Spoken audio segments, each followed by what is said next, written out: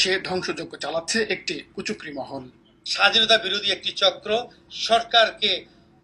সরকার বিরোধী এবং সরকারকে হটানোর জন্য একটা ষড়যন্ত্রে লিপ্ত ছিল।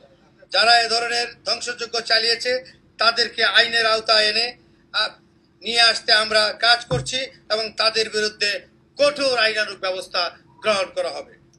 নৈরাজ্যকারীদের চিহ্নিত করে সর্বোচ্চ শাস্তি নিশ্চিত করার আশ্বাস দেন র্যাব প্রধান।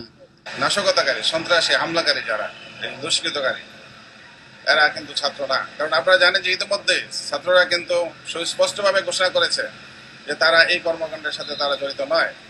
তাইলে যারা এই সন্ত্রাসী এবং এই হামলাকারী এবং এই নাশকতাকারী যারা, তাদেরকে অবশ্যই বিচারের আওতায় আনা হবে। বিমানবন্দরের নিরাপত্তায় এবিবিএন সতর্ক বলে জানিয়েছেন বাহিনীটির প্রধান। আমরা আমাদের সর্বশক্তি নিয়োগ করেছি এই শাহজালাল আন্তর্জাতিক বিমানবন্দরের নিরাপত্তা নিশ্চিত করার জন্য, এবং সেখানে দিন রাত 24 ঘন্টা সর্বোচ্চ সতর্কতায় আছে। সেখানে র্যাবেরও সেখানে আপনারা দেখবেন সেখানে তাদেরও পক্ষ থেকে সর্বোচ্চ ব্যবস্থা নেওয়া হয়েছে।